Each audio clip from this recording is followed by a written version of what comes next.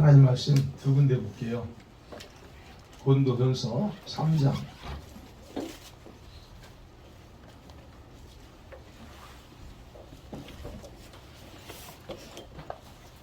고린도전서 3장 10절에서 15절.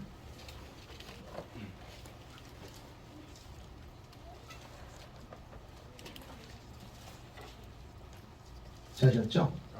3장 10절에 15절 교독합니다. 내게 주신 하나님의 은혜를 따라 내가 지혜로운 건축자와 같이 털을 닦아두매 다른 이가 그 위에 세우나 그러나 각각 어떻게 그 위에 세울까를 조심할지니라.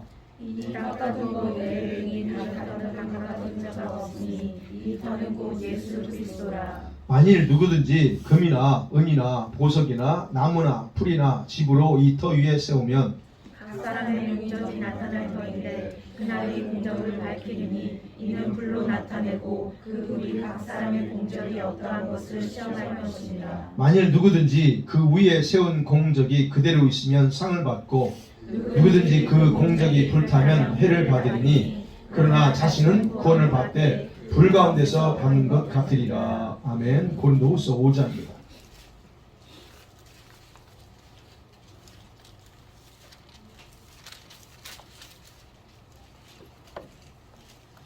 고린도후서 5장 8절에서 10절 세 절 말씀 같이 읽겠습니다. 시작. 우리가 담대하여 원하는 바는 차라리 몸을 떠나 주와 함께 있는 그것이라. 그런즉 우리는 몸으로 있든지 떠나든지 주를 기쁘시게 하는 자가 되기를 힘쓰노라. 이는 우리가 다 반드시 그리스도의 심판대 앞에 나타나게 되어 각각 선악간에 그 몸으로 행한 것을 따라 받으려 함이라. 아멘. 오늘 말씀 가지고 지난번에 그 심판에 대해서 보면서 한 번 더 본다고 그랬죠. 오늘은 우리 성도들이 받을 심판이 있습니다. 우리 성도들이 받는 심판이 무엇인가에 대해서 그 제목을 가지고 말씀을 나눠보려고 해요. 여러분 신앙생활 오래 했던 분 중에서는 우리 예수 믿는 사람들은 심판이 없다라고 하는 그런 설교를 들어볼 수 있고 그런 가르침을 받은 분도 계실 수 있습니다. 왜 그렇게 가르치고 그렇게 설교하냐면 존귀하신 예수님의 십자가의 죽음으로 구원받은 하나님의 자녀가 되었다고 하는 그런 사실에 모든 포인트를 두고 강조하기 때문이에요. 우리가 누구냐는 거예요. 하나님의 그 존귀한 하나님의 아들 딸 아니에요. 그런데 그분이 우리를 구원해놓고 우리를 심판한다? 이렇게 생각하기 때문에 없다고 얘기합니다. 그래서 그렇게 가르치는 분들은 그래요. 성도들이 구원받은 것은 절대로 취소되지 않고 영원하다라고 얘기하는 거예요. 여러분 얼마나 좋아요. 이 가르침대로 받으면 여러분은 한 번 구원받으시면 영원합니다. 그렇게 여러분 어떻게 살아도 괜찮아요. 분명히 그렇게 말합니다. 근데 또 이렇게 말해. 또 어떤 분들은 뭐라고 하냐면 하나님의 포기할 수 없는 사랑, 끊을 수 없는 하나님의 사랑을 강조하는 분들, 이런 분들이 있어요. 오직 사랑만 강조합니다. 이런 분들은 역시 심판에서 면제되는 것처럼 자꾸 그렇게 가르쳐요. 자, 그래서 이런 사람들에게 가르침을 받았던 사람들은 우리 성도들은 심판받지 않는다라고 하는 것에 대해서 좀 더 위로가 되고, 그리고 또 반대로 심판받는다고 하는 사실을 얘기하면 받아들이기가 쉽지 않을 수 있습니다. 그러나 여러분들이 어떤 가르침을 받아왔건 간에 기억하셔야 될 것, 하나님이 심판한다고 하는 것은 기본 핵심 원리가 뭐라고 그랬어요? 히브리서 9장 27절 다 암송하시죠? 한 번 죽는 것은 사람들에게 정하신 것이고 그 다음에 뭐라고 그랬어요? 그 후에는 심판이 있으리라 그랬어요. 이거는 예수 믿는 사람 제외되고 불신자만 돼 라고 말하지 않는다는 얘기예요. 그러니까 심판은 구원받는 사람이나 구원받지 않는 사람이나 또 어느 시대에 사는 누구라도 면하지 못한다는 얘기입니다. 행한 대로 받아요. 심는 대로 거둔다는 말씀이 누구에게나 적용되는 심판의 공이라는 겁니다. 만일 그렇다면 우리 저와 여러분은 행한 대로 받으리라, 심은 대로 거두리라 그 말씀이 적용되면 안 돼요. 어쨌든 기억하셔야 될 건 예수 믿는 사람이건 불신자인 간에 죄에 대해서는 이미 예수님께서 십자가에서 모든 걸 다 처리하셨어요. 그럼에도 믿지 않는 자들은 그대로 받을 거고, 믿는 우리들에 대해서는 주님이 하나는 죄야합니다. 예수님이 십자가의 죽음으로 인해서 우리의 원죄에 대해서는 형벌을 받지 않습니다. 원죄 있잖아요. 아담으로 물려받은 그 부분은 여러분이 기억하시면 됩니다. 자, 그 다음에 첫 번째 그러면 생각해 봅니다. 성경에 우리 성도들이 심판받는다고 하는 말씀들이 있느냐는 겁니다. 예, 마태복음 13장에 보면 여러분 기억하실 거예요. 36절 이하에 보면 가라지 비유 나옵니다. 알고 그 가라지 비유가 나와요. 예, 주인이 자기 밭에다, 잘 보세요. 주인이 자기 밭에다 좋은 씨를 뿌렸습니다. 24절에 보면 좋은 씨앗을 뿌렸어요. 그런데 어떤 악한 자가 그 좋은 밭에 씨 뿌린 그곳에 가라지를 더 뿌렸어요. 즉 좋은 씨 주인이 자기 밭이에요. 자기 밭에 좋은 씨를 뿌렸는데 그 위에다 어떤 놈이 와서 가라지를 더 뿌렸다는 얘기예요. 그런데 주인은 그걸 알면서도 어떻게 합니까? 시간이 지나보니까 가라지까지는 안 해. 그래서 종들이 말합니다. 주인님 이걸 뽑아버릴까요? 근데 주인이 뭐라고 합니까? 주인은 그거 알면서도 가라지를 먼저 뽑지 않습니다. 뽑지 않는 이유가 뭘까요? 뽑다가 곡식까지, 진짜 좋은 곡식까지 뽑을 수 있기 때문에 그 곡식을 보호하기 위해서 내버려두라 그럽니다. 그러면서 36절에 43절에서 그 비유를 주님이 해설해 줍니다. 좋은 씨는 뭐냐? 천국에 속한 아들들이야. 이들이 바로 세상에 뿌려진 아들이고 메시아의 왕국에 들어가서 살아갈 하나님의 백성들이야 라고 말합니다. 그 다음에 가라지는 뭐냐는 거예요. 가라지는 악한 자의 아들들이라고 분명히 말합니다. 악한 자의, 이 사단에 속한 아들들. 이것이 누가 뿌렸어요? 마귀에서 뿌려진 씨앗들이라는 거예요. 멸망의 나라, 이 멸망의 나라에 들어갈 자들, 바로 이 가라지입니다. 그러면 누가 가라지인지 그건 아무도 몰라요. 언제 알아요? 추수 때에 주님의 왕궁 안에서 그 모든 넘어지게 하는 것들과 불법을 행하는 자들을 다 먼저 거두어서 풀무불에 던진대요. 잘 그 부분을 기억하셔야 돼요. 그런 것들을 다 거둬서 풀무불에 던집니다. 그리고 나서 어떻게 해요? 43절에 그렇게 기록되어 있어요. 의인들은 거기서 씨앗들, 좋은 씨들은 자기 아버지의 나라에서 어둠 가운데서 있는 그런 그 사물을 볼 수 있는, 어둠 가운데 사물을 볼 수 있잖아요. 우리가 그런 볼 수 있는 건 불꽃처럼 빛나게 해주겠다라고 기록하고 있습니다. 그러니까 이게 바로 우리들이 해당되는 부분이에요. 그 다음에 마태복음 13장에 또 나옵니다. 47절에서 50절에 보면 바다 그물 비유가 나와요. 한 사람이 바다에 큰 그물을 던졌습니다. 큰 그물을 던져서 많은 고기를 가득 잡았어요. 그래서 그 그물을 던져서 잡아 물가를 끌어내옵니다. 주님이 말합니다. 물가를 끌어와요. 거기서 물가가 뭐냐 하는 거예요. 물가를 끌어나왔습니다. 이거는 주님이 재림한 어떤 심판 현장을 의미하는데, 그리고 거기서 주님 뭐하죠? 주인이 좋은 고기하고 나쁜 고기를 골라냅니다. 그러면서 말씀하기를 세상 끝날에도 천사들이 와서 의인 중에서, 정확하게 의인 중에서 악인을 갈라내어서 풀무불에 던진다 그럽니다. 분명히 그랬어요. 의인 중에서. 그러면서 또 마태복음 16장 27절에도 주님이 이렇게 말합니다. 인자가 아버지 영광으로 그의 천사들과 함께 오리니 그때에 각 사람이 행한 대로 갚으리라 그랬어요. 이게 언제예요? 아버지의 영광으로 천사들과 함께 오리니, 이게 어느 순간이죠? 주님이 재림할 때입니다.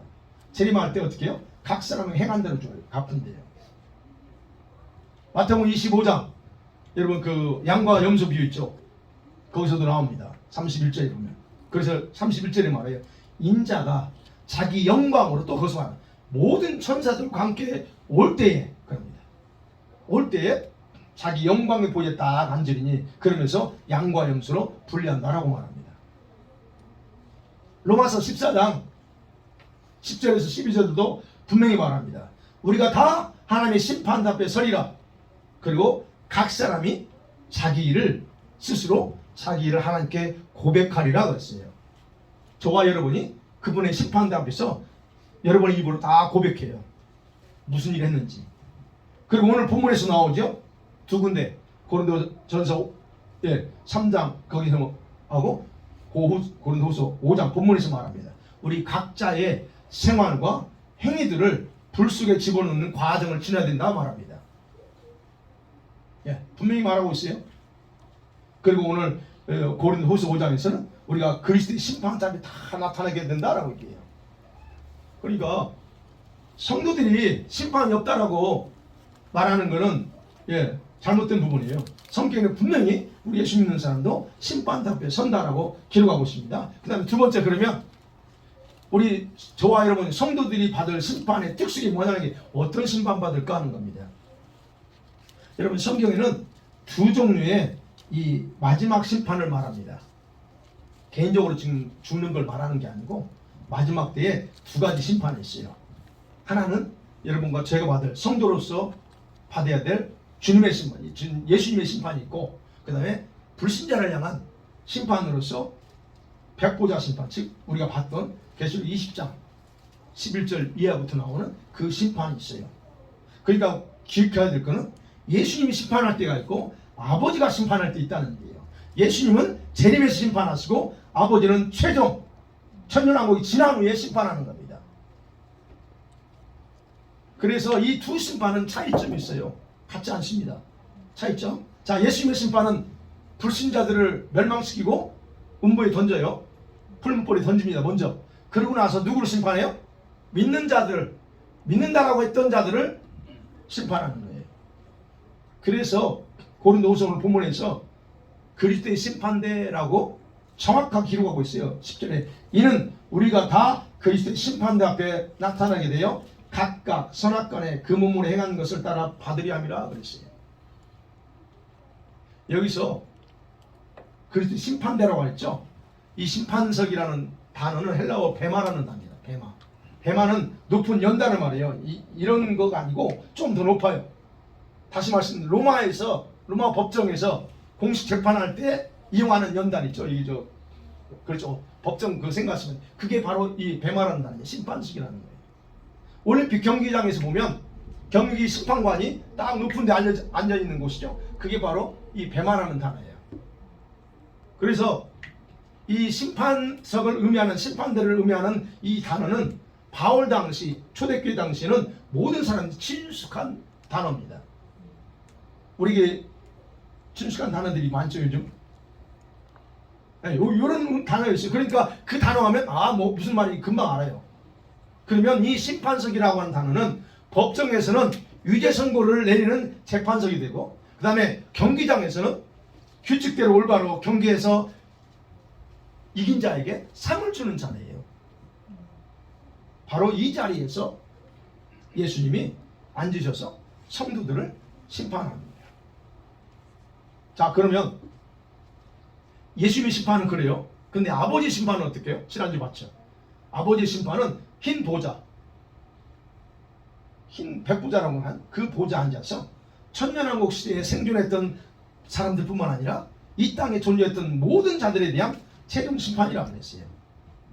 물론 여기에 의견이 다 달라요. 불신자만 심판한다라는 사람이 있고, 저처럼 아니야, 그 자리에서 성도도 이미 심판 받았지만 불신자는 다 받는다 그랬어요. 비록 성도는 이 마지막 여러분 이 아버지로부터 심판대를 거쳐야 되지만, 중요한 것은 예수님의 십자가의 피로 지어진 죄들, 즉 우리가 살면서 깊은 회개를 통해서 다 용서받은 죄들은 더 이상 언급되지 않습니다. 이미 예수님에 의해서 상급 심판을 받았어요. 우리는. 그런 우리는 이 십자가의 피가 불못에 들어가지 못하게 합니다. 우리는 이미 생명책이 있기 때문에 이는 천국으로 지옥으로 이렇게 나눠져요. 그러나 분명한 것은 기억하셔야 돼요. 회개하지 않음으로 지지 못한 죄들에 대해서는 반드시 해명해야 됩니다. 예를 들어서 제가 설명할게요. 병상에서 죽었습니다. 특별히 강도하는 강도 십자가에서 죽기 전에 예수님 나도 좀 생각해 주세요 하고 죽었어요. 근데 그 사람 어디 갔어요? 낙원 갔습니다. 그럼 그가 강도짓하고 그가 지금까지 지었던 죄는 어떻게 돼요? 회개도 한 적 없어요. 근데 어떻게 돼요? 그럼에도 불구하고 낙원에 갔어요. 그럼 그 죄가 없어집니까? 아닙니다. 바로 심판 때, 이 마지막 심판 때 그 부분에 대해서 물론 주님이 해명하고 해서 다 용서하시지만 그 부분에 대해서는 우리가 해명해야 된다는 얘기예요. 그 부분은요. 자, 거기까지만 여러분 생각하시면 됩니다. 자, 그러면 우리가 예수님의 심판대 앞에서 우리 성도가 받을 심판의 특성이 뭘까 하는 거예요. 어떤 심판 받을까요, 여러분? 저와 여러분이 그 자리에 있을 겁니다. 네. 믿는 자 한 사람 한 사람의 구원의 문제와 상금의 문제를 다룹니다. 여기서 여러분이 진짜 믿는 자인지 구원받은 자인지 다시 말씀드리면 지금까지 자신이 믿는 자라고 주장했던 그 모든 자들의 그 믿음의 진위 여부가 드러나는 때가 바로 그 심판대예요. 주님은 그랬죠. 천사들과 재림에서 세상에 열방에 흩어지는 많은 사람 다 모은다고 그랬어요. 성도들 다 믿는다라고 하는 사람 다 모아요. 그래서 모아 한 곳을 심판하는 거예요. 이 자리에서 바로 여러분이 알곡인지 가라지인지 양인지 염소인지 구별합니다. 여기서 판별나요. 지금은 여러분이 어떻게 포장하고 어떻게 할지라도 이 자리 가면 다 드러나요. 휴거되지 못한 자들도 영광스러운 그런 구원인지 부끄러운 구원인지 다 결정돼요. 여러분과 제가 지금 부끄러운 건 받을지 정말 영광스러운 구원 받을지 몰라요. 그때 다 드러나요. 그러면 뭘 가지고 할까요? 주님이 우리 행위에 있죠. 제가 어제 기념책 있죠. 기념책에 근거해서 다 하는 거예요. 그리고 상급도 역시 거기에 맞춰서 하는 거예요. 그래서 이 심판대 앞에서 자신이 정말 구원받은 여러분이 아닌지 다 알아요. 그러니까 지금 뭐 구원받았느냐 안 받았느냐 떨 건 없고요. 예, 두려워할 것도 없고 여러분들이 정말 하나님의 자녀라는 건 변함없고 그 다음에 여러분이 스스로 알아요. 여러분 영이 깨어있으면 알아. 내가 구원받은 존재인지 알아요. 단지 뭘 염려해요? 내가 하나님 앞에 상급된 있는 삶을 살고 있느냐 아니냐, 주님이 기뻐하는 삶을 살고 있느냐 아니냐, 요게 걱정되는 거지. 저는 그거예요. 여러분 어떤지 모르겠지만 저는 구원 못 받는 이거 걱정하지 않습니다. 왜? 난 하나님의 아들이에요. 여러분도 마찬가지라면 단지 그거예요.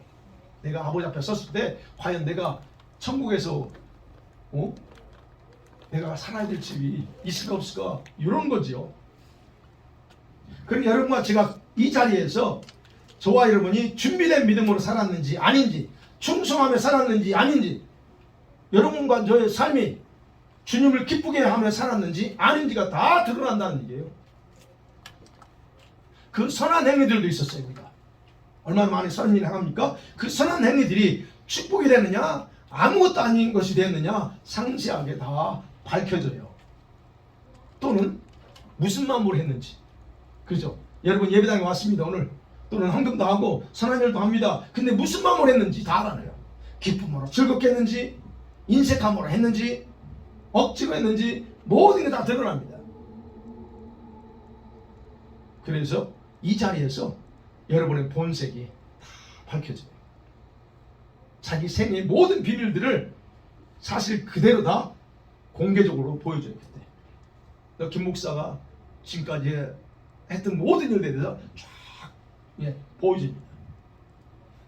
그래서 여기서 어떤 성도가 상을 받을지, 영혼만 건지는 구원 드릴 수 있어요. 오늘 말씀처럼요. 공적이 불타면 해를 받아. 그러나 자신은 구원 받되 부끄러운 겨우 지옥은 면하는 부끄러운 받아. 이렇게 받을 사람이 있다는 얘기예요. 오늘 본문에서 그렇다는 얘기입니다. 분명히 그래요. 부끄러운 구원 받을 사람이 있대요. 그리고 그 자리에서 쫓겨나는 그런 사람들, 영광스러운 구원도 받고 부끄러운 구원도 받을 사람이 있다고 분명하게 이야기하고 있는 겁니다. 그래서 여러분 기억하셔야 돼요. 성경을 정확히 보셔야 돼요. 요한일서 2장 28절 거기 보면 한번 읽어볼게요. 시작. 자녀들아 이제 그 안에 거하라. 이는 주께서 나타내신 바 되면 그의 강림하실 때에 우리로 담대함을 얻어 그 앞에서 부끄럽지 않게 하려 함이라. 마지막 부분입니다. 그 앞에서 부끄럽지 않게 하려고 그럽니다. 주님 앞에 강림하실 때, 그분 앞에 섰을 때 부끄럽지 않게, 부끄러움을 당하지 않기 위해서 여러분 우리가 자신이 바로 그거를 조심하고 준비해야 된다는 얘기예요. 눈의 말씀입니다. 단순히 교회만 다니면 되는 걸로 착각하지 마시라고요. 예. 주를 위해서 하셔야 됩니다. 그 다음에 세 번째, 그러면 우리가 받을 심판의 내용이 뭐냐는 거예요. 여기 계신 분들은 많은 상급 받을 준비십니다. 얼마나 전도를 많이 합니까? 전도하고 기도하고 이런 것들이 다 여러분 다 상급이에요. 자, 그러면 세 번째 그거예요. 심판의 내용이 뭐냐요? 어떤 심판 받을까요?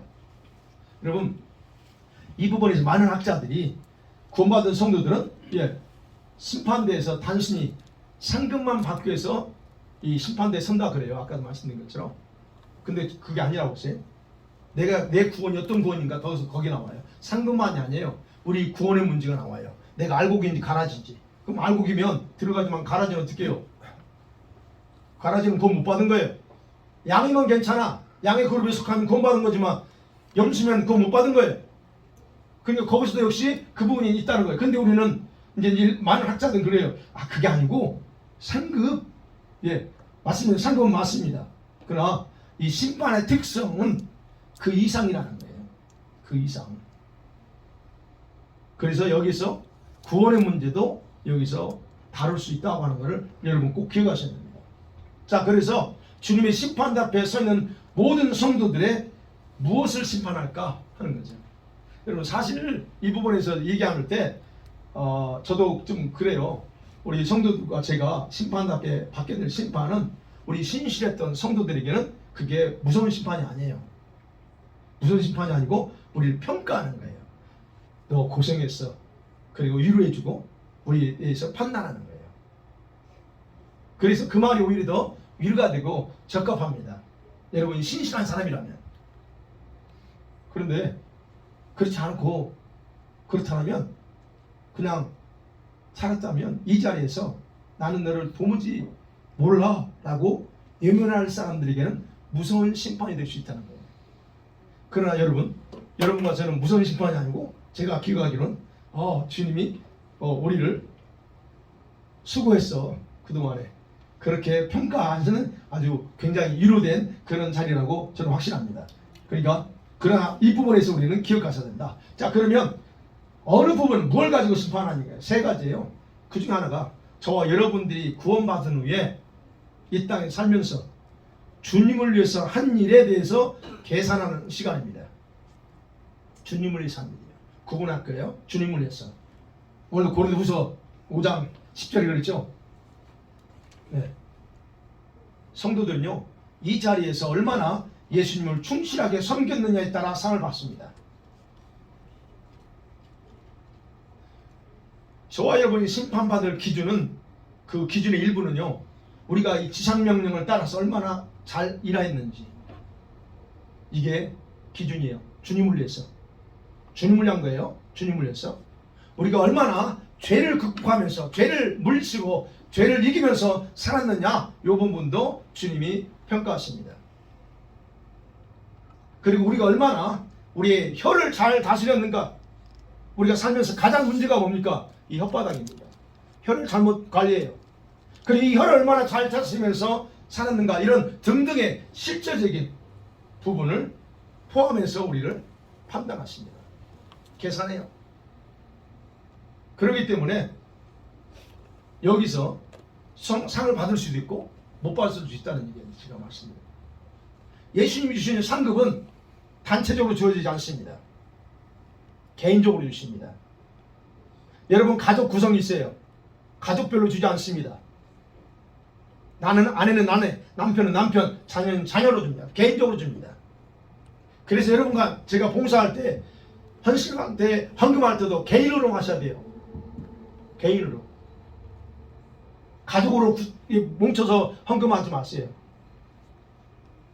제가 여러분한테 더 헌금하라는 게 아니에요. 오해하지 마세요. 가르쳐 드리는 거예요.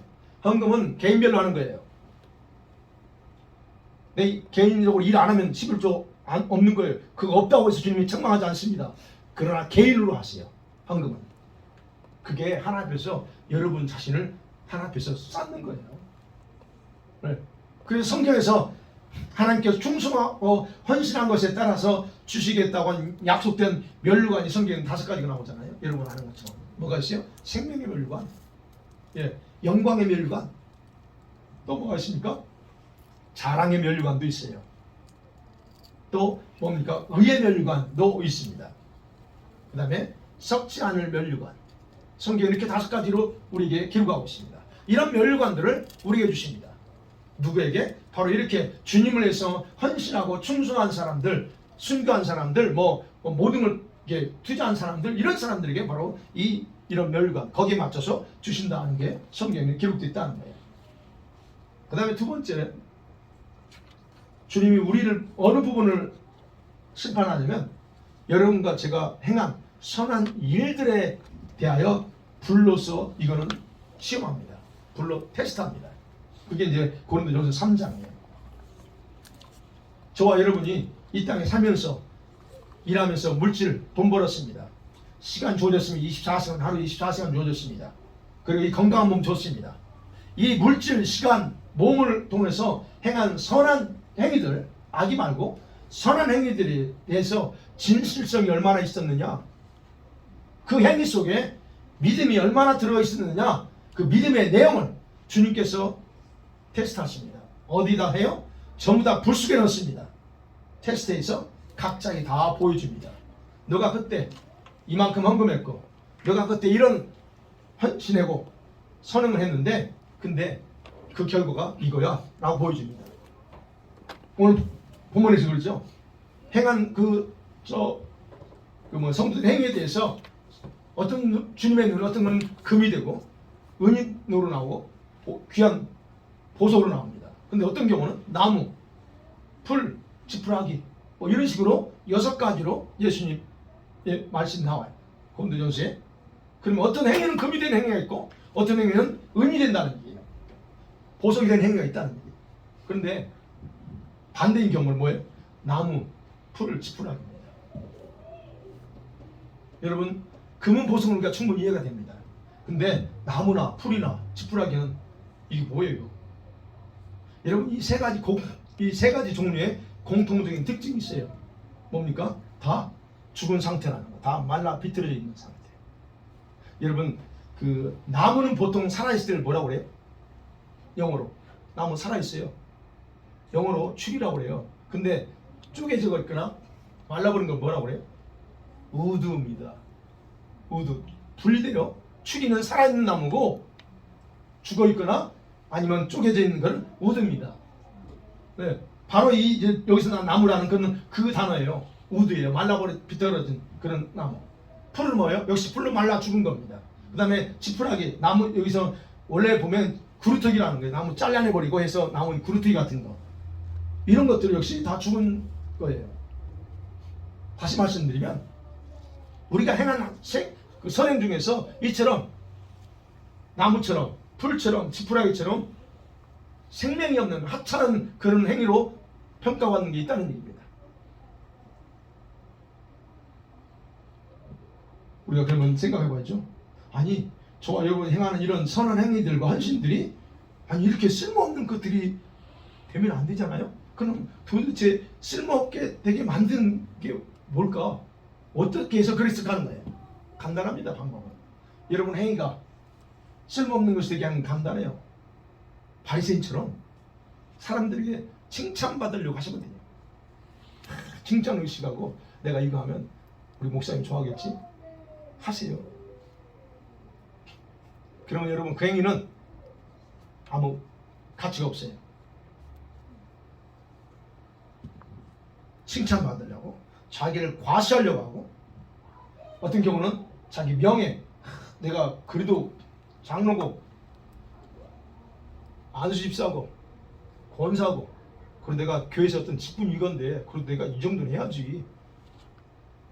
여러분 그런 식으로 그런 마음으로 봉사하지 마세요. 여러분 장로니까 이 정도 해야 되고 목사니까 이 정도 해야 되고 이거 아니에요. 이렇게 하시면 여러분들이 그 행위가 헌신이 땀 흘린 것이 아무것도 아니에요. 여러분이 또는 억지로 하거나 억지로 하는 것도 마찬가지입니다. 진심에 마음이 없어요. 마음에 진심이 없어요. 그렇게 행하는 것 이런 것들은 다 역시 그렇게 됩니다. 때로는 성경적으로 다시 보면 육신을 따라 하나님을 섬기는 행위들이 있어요. 육신의 그런 모습으로 또는 자신의 유익과 자신이 목적하는 바가 있어. 교회 안에 많은 사람들이 사업하는 사람들이 큰 교회로 몰려가는 이유가 그거예요. 목적이 사업이에요. 돈 벌기 위해서. 그거 아무 의미 없어요. 바로 이런 경우가 바로 아무 쓸모없는 게예요. 근데 우리가 이렇게 할 수 있어요. 우리 기도하세요. 과거는 그렇다 할지라도 이제는 여러분들이 정확하게 하셔야 돼요. 과거는 지났으니까. 그래서 여기 말하는 거예요. 불타 없어져. 그러나 구원은 받아요. 그런 게 없으면 여러분과 제가 부끄러운 구원 받을 수밖에 없다는 거예요. 자, 그러면 왜 하나님께서 이렇게 우리를 지금 이제 우리가 삶을 살아가면서 왜 하나님이 나를 구원하셨지? 라고 하는 부분에서 여러분이 정확하게 좀 이해하고 사셔야 돼요. 다시 말씀드립니다. 여러분이 교회 다니는 걸로 만족하지 마세요. 교회 다니는 거 구원받았다고 자랑만 하지 마시고 왜 하나님이 나를 구원하셨는가를 정확하게 이해하고 사셔야 돼요. 고린도후서 5장 15절에 그렇게 말하고 있어요. 그가 모든 사람을 대신하여 죽으심은 살아있는 자들로 하여금 다시는 그들 자신을 위해서 살지 않고 오직 그들을 대신하여 죽었다가 다시 살아나신 그분을 위해서 살게 하렵니다. 왜 예수님이 저와 여러분을 위해서 십자가에 죽으시고 구원하셨냐고요. 여러분 자신을 위해 살라고 한 게 아니에요. 여러분이 나는 구원받은 사람이야 라고 자랑을 하면서 그걸로 만족하면서 살라고 한 게 아니고 저와 여러분을 위해서 죽으셨다가 부활하신 그 주님을 위해서 살게 하려고 라고 분명히 말하고 있잖아요. 이제 삶의 방향을 바꾸셔야 돼요. 여러분 삶의 목적도 바꾸세요. 죄송해요. 여러분 잘 하고 있는데 자꾸 제가 그런 것만 하라고 그러는 것 같아서. 근데 그거 하셔야 돼요. 그렇게 사셔야 됩니다. 저는 여러분이 단순히 그냥 그런 사람으로 남는 걸 원하지 않기 때문에요. 여러분 한 목사님의 간증 얘기를 할게요. 지금은 오래전에 돌아가셨죠. 여러분 옛날 신앙생활 오래 사셨던 분들 기억하실 거예요. 전어풍 무술 향하여 라고 하는, 잘 모르시겠구나. 우리 권사님 세대는 아실 거예요. 전어풍 무술 향하여. 그 책을 쓴 분이 박용규 목사님입니다. 성남 제일교회를 개척해서 5,000명 이상의 큰 대형교회를 성공하신 분이고, 그 다음에 어마어마한 많은 사역들을 하고 국가로부터 박정희 대통령, 김영삼 대통령부터 인정받았던 그런 분이에요. 그분이 이제 얼마요? 성공을 했으니 그분이 간증 얘기 들으면 자기가 그때 당시에 80년대 때 몰고 다니던 차가 5대야 개인적으로. 그리고 이 재산이 2천억이 넘어. 이런 어마어마한 건데 그러니 얼마나 그렇겠어요. 그냥 본인 고백이요. 자기가 얼마나 교만했으면 하나님이 자기를 그랬을까 하면서 그분이 고혈압에 쓰러집니다. 고혈압에 쓰러져가지고 완전히 그냥 거의 이제 병원에서는 사망성을 내려서 강하고 있습니다. 하서 이제 죽으려면 집에서 기다리는데 그때 주님이 두 천사를 보내서 이 목사님을 천국에 데려갑니다. 그래서 이제 그가 갔다 와서 그 이후부터 있는 재산 2천억이 넘는 거 다 주고 자기 가지고 있던 자동차 다 주고 자기 가지고 살던 아파트 다 다른 사람 줘버리고 전세 살아요. 그렇게 살다 가셨어요. 그리고 그렇게 외치고 다녔어. 예수 잘 믿어야 된다. 그리고 가지고 있는 거 가지고 이게 하지 말고 나누고 베풀라 이러면서 어떤 본인이 봤으니까 지옥도 보고 천국도 보고 본게 너무 많아. 그러니까 그래서 봐야 알아. 보고 나니까 2천억이면 여러분 그냥 그거 얼마나 아까워요. 근데 그냥 아낌없이 줘버려. 그것보다 더 중요한 게 영혼이라는 것. 하늘나라에 천국에 가서 내가 어떤 존재가 될 건가를 알고 나니까 그냥 이게 아무것도 아니에요. 이렇게 한 거예요. 그분이 이제 그렇게 천국에 어쨌든 감사하게 주님이 불렀어요. 불러가지고 가자마자 주님이 그 목사님에게 5가지를 질문 던지면서 글을 신문합니다. 박영규 목사야, 너 성경을 얼마나 읽었느냐? 제가 금요일날 얘기했죠. 성경을 내가 살면서 사역하면서 얼마나 읽었느냐? 그러면 말합니다. 두 번째, 너 헌금을 얼마나 드렸느냐? 또 얘기합니다. 세 번째 어떻게 할까요? 너 살면서 전도를 얼마나 했느냐? 또 질문합니다. 다른 거 없어요? 우리 신앙과 관련된 거예요? 주님을 위한 일이에요? 너는 11조를 어떻게 드렸고 또 어떤 마음으로 했느냐라고 네 번째 질문합니다. 다섯 번째 질문이 뭐냐면 너 기도 생활은 얼마나 했느냐 질문합니다. 5가지. 이분이 목사니까 그래도만 했을 거 아니에요.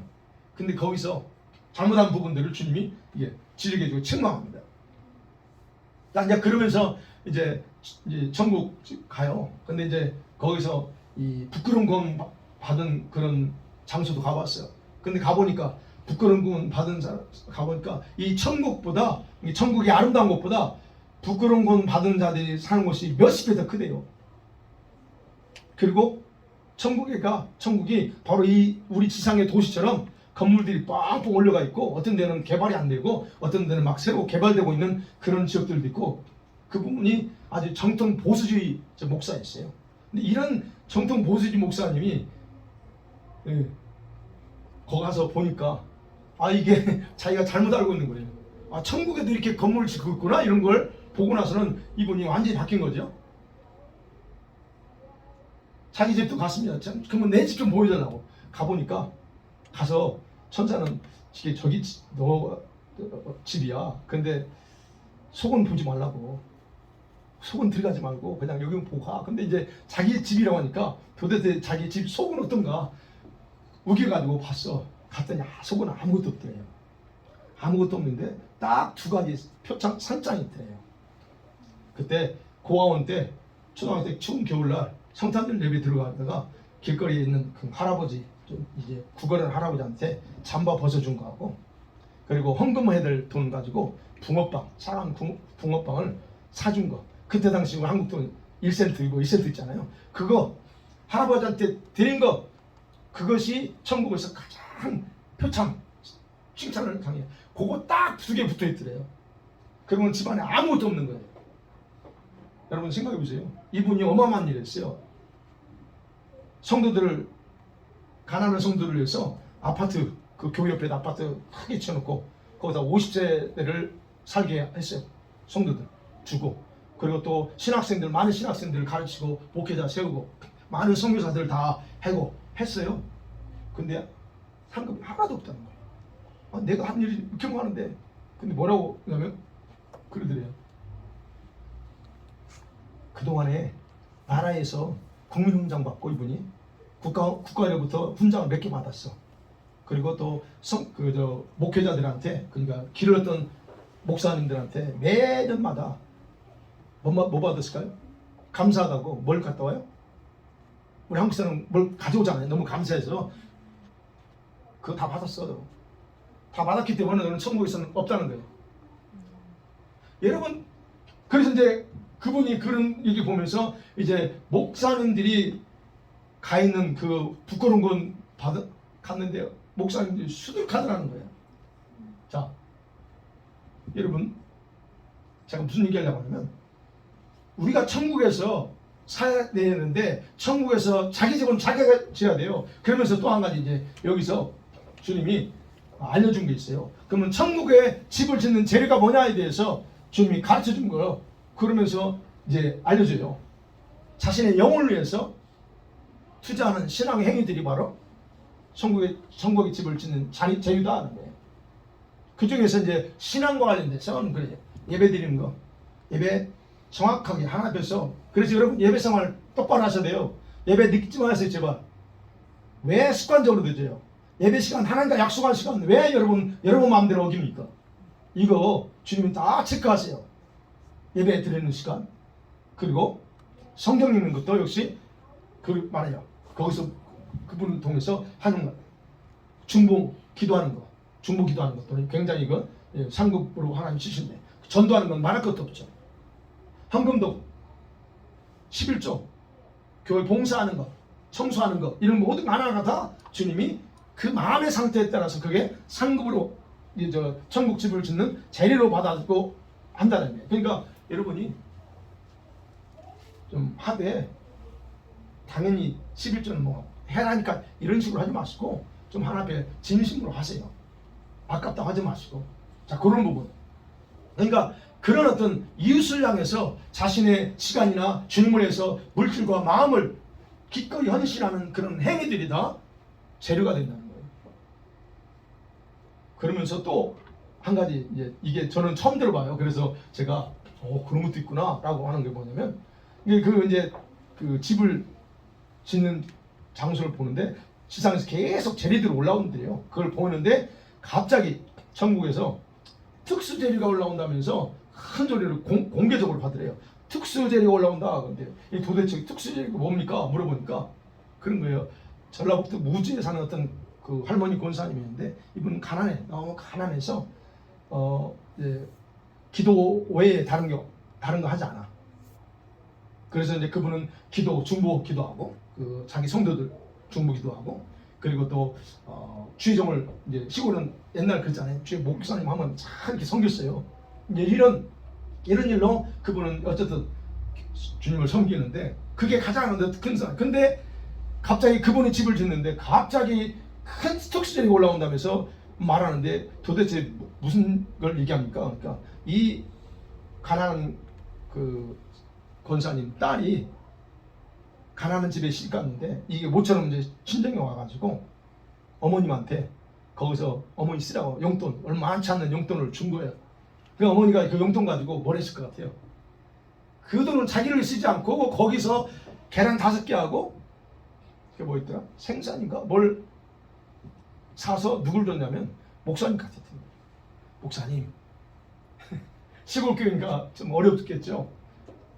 그 목사님은 그거 아니까 안 받고 괜찮다고 하는데 벌써 그렇게 지금 그 순간에 목사님 괜찮다고 그러고 권사님 받으라고 하는 그 순간 그게 이미 마음에 주님 권사님이 그 목사님이 행한 그것을 이미 주님 천국에서 다 받아가지고 그 특수제로 이거 어마어마한 거다라고 하면서 받는 그런 거를 보여주고 들려준 거예요. 자, 그러면서 그런 것도 있구나 그런 좀 생각했어요. 여러분 그런 것 같아요. 하나님께서 굉장히 귀하게 보시는 어떤 행위라는 거예요. 그게 돈 여러분 자기가 정말 사용해야 되는데 그 권사님처럼 그걸 주님을 위해서 사용하는 것 또는 주의 종들을 섬기기 위해서 사용하는 것도 해당된다 하는 거예요. 아니면 가난하고 그런 주변에 홈리스들이 있죠. 그런 사람들을 위해서 자기의 좋은 것들을 아낌없이 주는 행위들이 결국은 이렇게 천국에서는 귀하게 보는구나 라고 하는 걸 저도 깨달은 거예요. 여러분 우리가 기억해야 돼요. 그렇다면 저와 여러분이 믿음 생활하면서 당하는 어려움이 많습니다. 그런 일들에 대해서 여러분이 시험을 당할지라도 말로 어려움을 당할지라도 여러분 그런 상황에서 신중하게 생각하고 살아야 되지 않나 그러고 야고보서 그렇게 기록되어 있어요. 야고보서 1장 12절 같이 볼까요? 시작. 시험을 참는 자는 복이 있도다. 이것에 옳다 인정하심을 받으니 주께서 자기를 사랑하는 자들에게 약속하신 생명의 멸관을 얻을 것입니다. 시험을 받는 것도 역시 굉장히 복이 되고 그렇다라고 하는 거예요. 그다음에 세 번째 마지막으로 우리를 하나님 그 심판대 앞에서 심판하시는 내용은 뭐냐면 우리가 알지 못해서 행한 그런 어떤 잘못한 일에 대해서도 계산해야 됩니다. 몰랐던 것들. 여러분 그거 아시죠? 마태복음 12장 36절 37절 같이 볼게요. 시작. 내가 너희에게 이르노니 사람이 무슨 무익한 말을 하든지 심판날에 이에 대하여 심판을 받으리니 내 말로 의롭다함을 받고 내 말로 정죄함을 받으리라.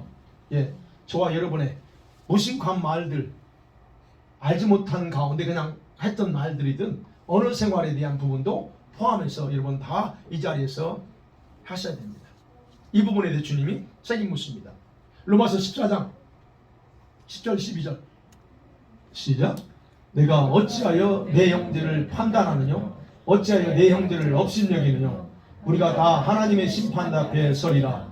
기록되었으되 주께서 가라사대 내가 살았노니 모든 무릎이 내게 꿇을 것이요 모든 혀가 하나님께 자백하리라 하였느니라.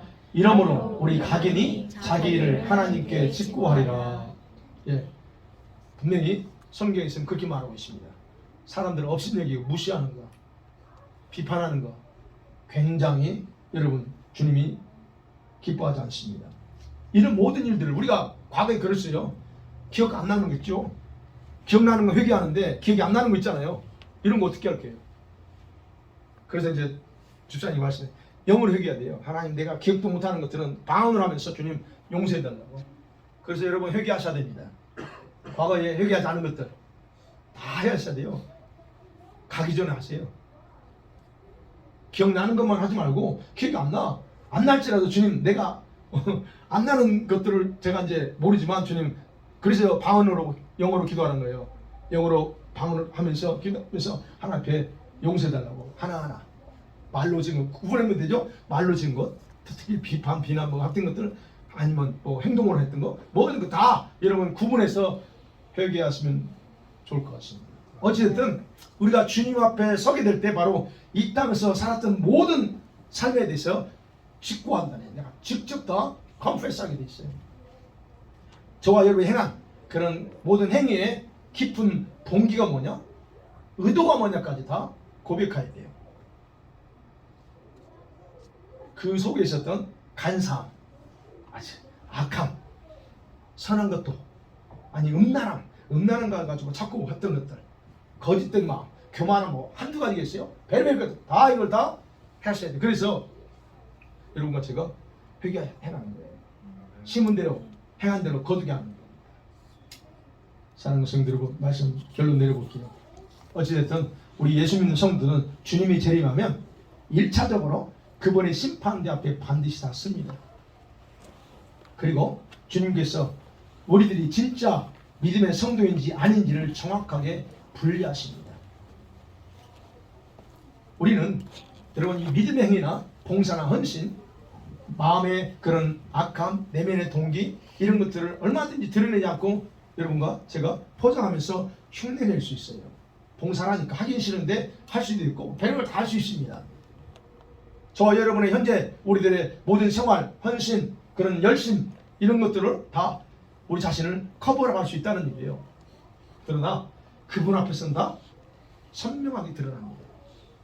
그러면 주님의 그 심판대 앞에 모두 서기 전에 오늘부터 우리 주님이 우리에게 바라시는 게 뭐가 있을까? 두 가지더라고요. 두 가지. 그 중에 하나입니다. 주님 말씀합니다. 작은 일에 충성하래. 작은 일들에 충실하래. 이미 주님 말씀하시죠. 지극히 작은 일에 충실한 자. 여러분, 하나님께서요, 저와 여러분의 삶을 평가하실 때 오직 교회에서 하는 일만 가지고 평가하잖아요. 여러분의 믿음 생활의 실제 현장이 어디예요? 교회보다 실제 삶의 현장이 여러분 가정이고 직장입니다. 친구들 만날 때예요. 그게 더 중요하다는 걸 기억하셔야 돼요. 교회에서는 주일날 우리는 수목금 예배하니까 이때나 와서 하지, 나머지 다 여러분 삶에서 하잖아요. 주님은 그걸 중요하세요. 근데 우리 일부 성도들이 착각해요. 교회 안에서의 생활은 중요시하면서 실제 자기 생활, 일상생활에서는 올바른 생활을 소홀히 해도 문제 없다는 식으로 살아요. 절대 그러지 않습니다. 그래서 어떻게 그런 사람들과의 관계에서 사람들 관계 속에 일처리하거나 직장에서 정직하지 않거나 자신을 속이는 일을 서슴없이 하는 이유가 그거예요. 왜 속입니까? 왜 자꾸 거짓말하려고 그래요? 자기 유익이 못 면하기 위해서 자꾸 우리 본능적으로 나오잖아요. 안 했는데, 아니 했는데 안 했다고 하려고. 이게 왜 그러냐 이거예요. 바로 그것들을 다 주님이 보신다는 거예요. 성령이 내 양심도 있고 성령도 계신데 그걸 무시해요. 이게 다 그래요. 여러분만큼 게 아니고 저도 그렇습니다. 근데 주님이 이런 걸 다 보신다는 거예요. 그래서 저와 여러분 이걸 중요하게 생각해야 된다는 거예요. 그래서 어떤 일을 하든 사회생활에서 공부하든 학교에서든 뭐 직장에서 사람과의 만남에서는 책임 있는 행동에 대해서도 여러분 대충 해서는 안 돼요. 하나님이 저와 여러분의 그런 삶의 태도와 삶을 전부 다 예민하게 관찰하고 계십니다. 그래서 주님 말씀하시는 거예요. 나의 눈이 항상 너희 모든 행동과 말을 주시하고 있다는 걸 기억하라 그러셨어요. 그런 모든 것들이 너희들을 평가할 때 반영된다. 너희들의 그 행위들이 하늘에 살아있는 것들이 되게 하라 그러시다.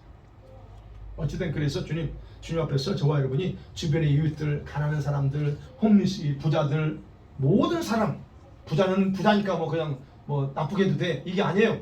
가난한 자는 너무 불쌍하니까 이게 아니라는 거예요. 주님은 동일하게 우리 마음의 태도, 반응에 따라서 금이 될 수 있고 은이 될 수 있고 보석이 되기도 하지만 반대에 쓸모없는 것들이 될 수 있다는 거 기억하면 좋겠습니다. 그 다음에 두 번째로 주님이 우리에게 부탁하는 거예요.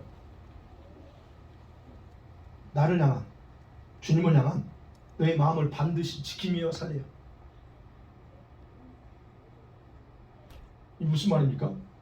이제는 그래요. 이제는 너희들의 마음을 내게 집중하며 사는 훈련이 필요하대요. 시간이 얼마 안 남았대요.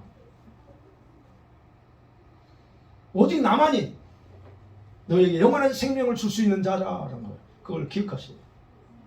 그건 맞죠? 우리가 다 모르는 거 아니죠? 그분이 우리의 영원한 생명을 주시는 분입니다. 그런데 세상 것들에 우리가 얼마나 많이 빼앗게 합니까?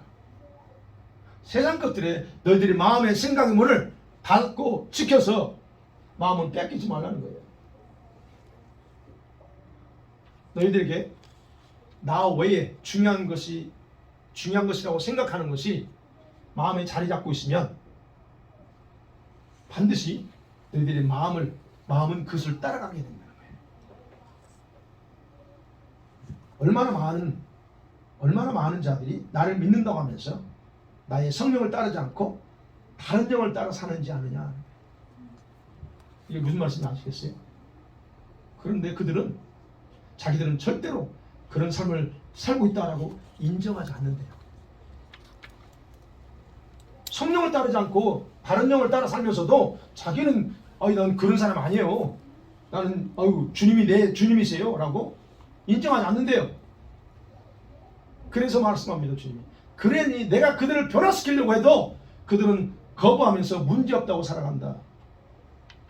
주님의 안타까움이에요. 그러나 기억하라 그래서 나로부터 너희 마음을 분산시키고 이건 제가 풀어서 말씀드리는 거예요. 나로부터 너희 마음을 빼앗고 분산시키는 것들, 이런 것들이 무엇인가 분석해보래요.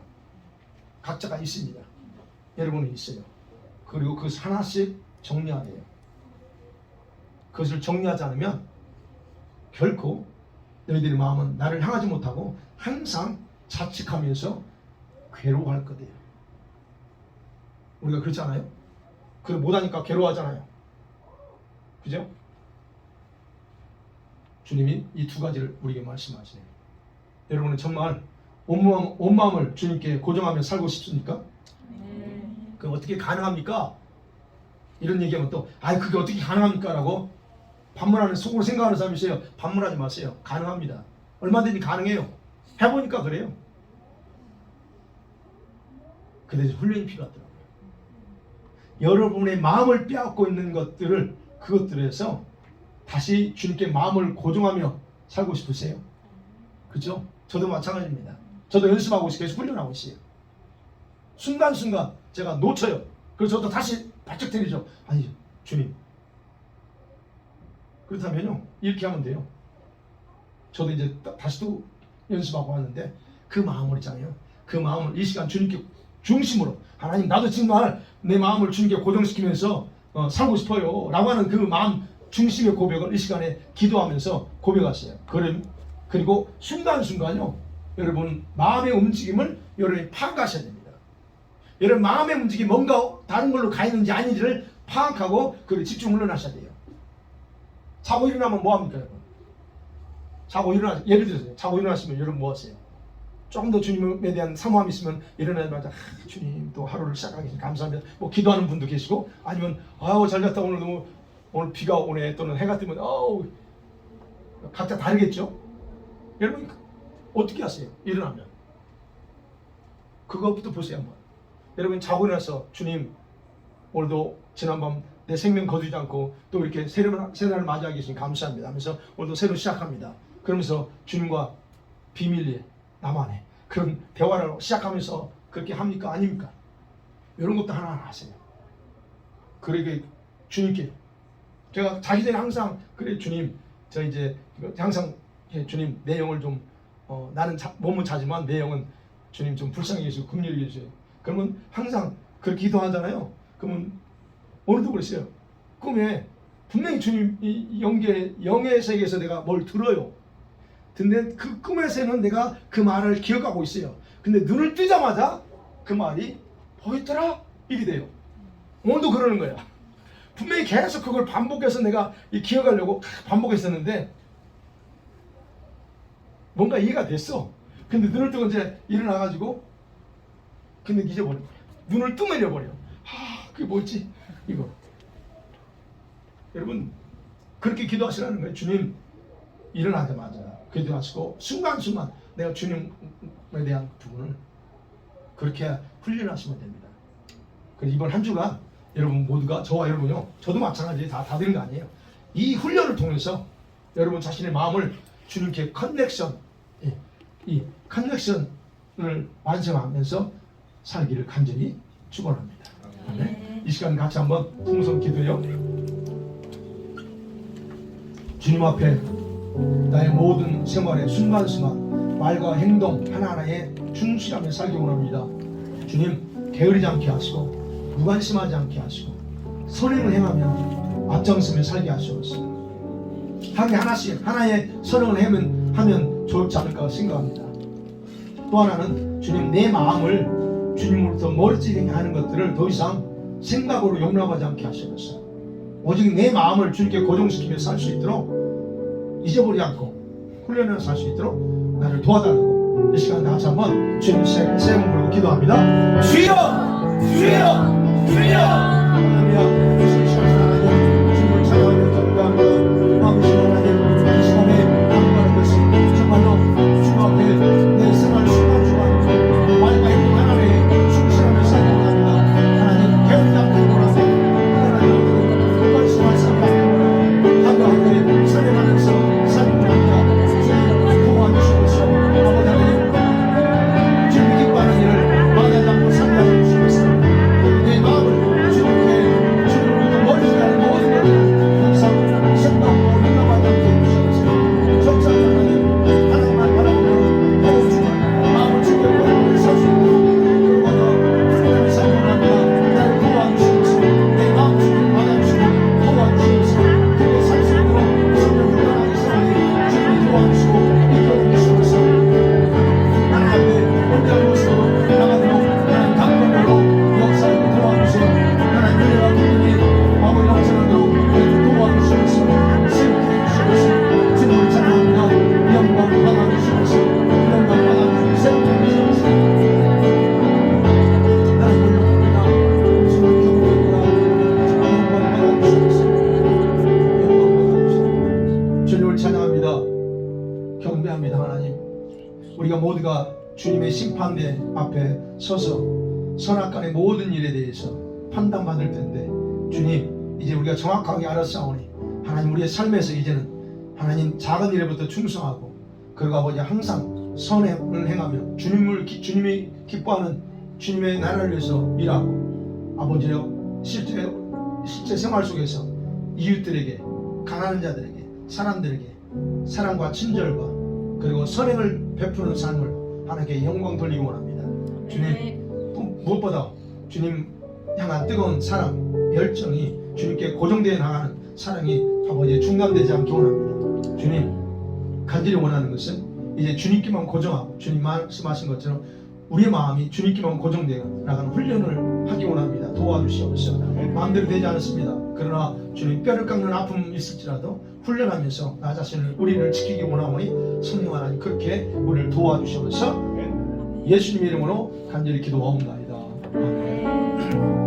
다 같이 일어나셔가지고